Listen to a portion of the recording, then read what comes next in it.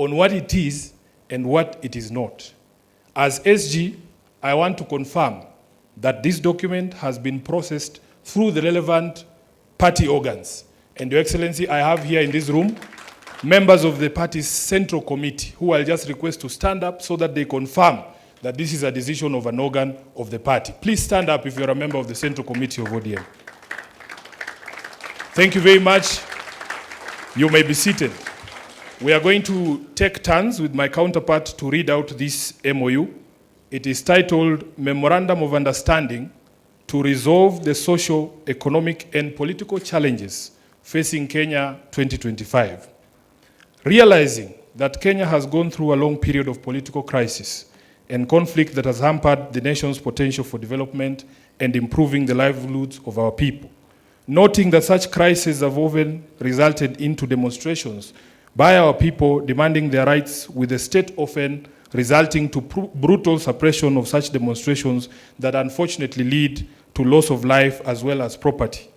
Acknowledging that the nation will not develop without reinforcing democratic governance and the rule of law, conscious that the decay in democratic governance is expressed through skewed allocation of resources, ethnic intolerance and marginalization, corruption, and noting that devolution, though intended to strengthen democratic governance and development at the grassroots, is systematically undermined and starved of funds.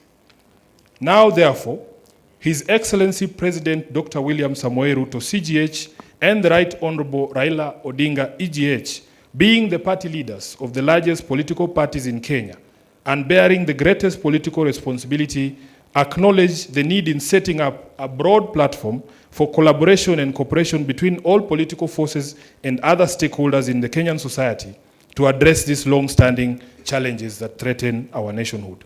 As a first step towards this collaboration, His Excellency President Dr. William Samoei Ruto, CGH, and the Right Honorable Raila Odinga did set up the National Dialogue Committee in the year 2023 and hereby make this resolution on the initiatives that must be undertaken to instill further confidence in the country. While this memorandum does not define the formation of a political coalition between the respective political parties, its successful implementation will inform the basis of steps towards the establishment of a progressive and stable country. Now, therefore, the two leaders commit and resolve to collaborate and cooperate with each other by conducting broad-based consultations between themselves on the key issues identified below. Number one, the full implementation of the National Dialogue Committee report, the NADCO report. Priority issues in the NADCO process, like the cost of living, youth unemployment, establishing a framework for the implementation of the 2/3 gender rule, have been the topics of discussion for far too long and now must be actualized. Number two, inclusivity in all spheres of public life. Kenya belongs to all persons, regardless of their ethnicity, religion, generation, or geographic location. All Kenyans are equal and all are entitled to an equitable budgetary resource allocation and opportunities in public appointments. Further, though the Constitution of Kenya is clear on the rights of minorities and the marginalized people in the country, not enough has been done almost 15 years later to uphold these rights by fully implementing the provisions of the Constitution. Third, protecting and strengthening devolution.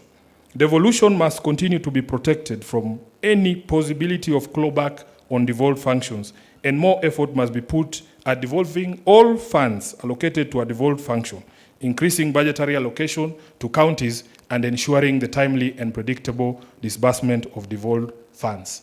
Your Excellencies, allow me to now invite my counterpart, the Secretary General of UDA, the Honorable Hassan Omar, Senator, to continue with the rest of the document. I thank you. Your Excellency the President, Your Excellency the Prime Minister, Your Excellency the Deputy President, Your Excellency the Chair of UDA. Like my brother Sifuna, I can confirm that UDA has also processed this document through the necessary protocols that are established by our Constitution. Present here is the National Steering Committee, which is chaired by His Excellency the President, who I will not ask to stand. There's also the National Executive Committee of the UDA. Can you please rise for recognition? And And we also have the UDA party parliamentary group that is also present in this auspicious occasion. I will proceed from where my brother Sifuna left. Number 4, promoting and protecting the livelihoods of young people. Urgent and massive investment must be made in all high potential sectors of the economy, including mining, blue economy, agriculture, and ICT, to create sufficient employment opportunities that provide ways for young people to earn a decent living. Nationwide economic stimulus programs must therefore be initiated. Young people must also be mainstreamed in all political spaces to bring their voices to the table and their participation to the center of all activities. Number 5, leadership and integrity. Kenyans are concerned by the expression of opulence, accompanied by rude and arrogant conduct of public officers, and the apparent impunity that has followed the same. It must be enforced that the demeanor of public servants needs to reflect the dignity of their offices and the respect owed by them to the citizens of the Republic of Kenya. We must also urgently provide a legal and institutional framework for addressing conflict of interest among public servants.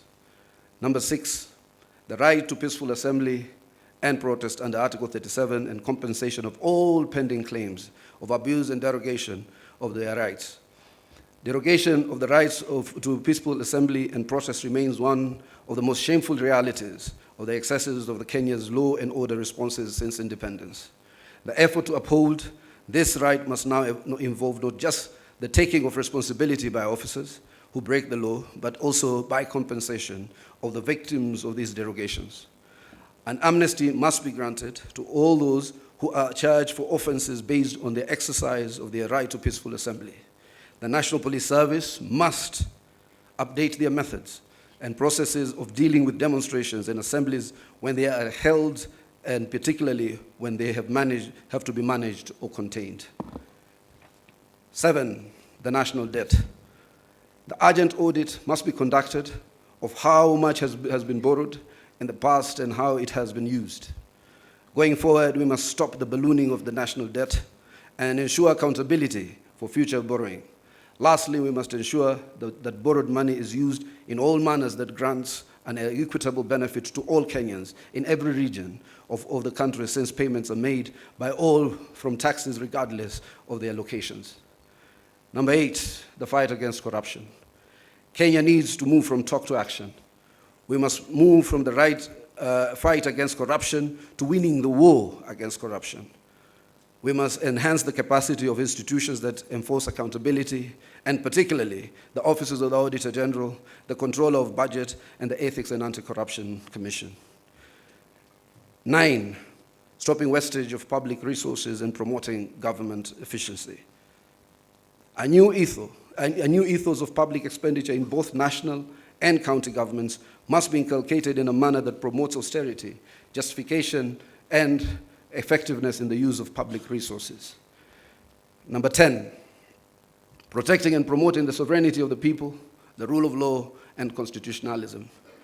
The rule of law requires that government and its officers to obey court orders and only challenge the validity of judicial pronouncements through legal processes.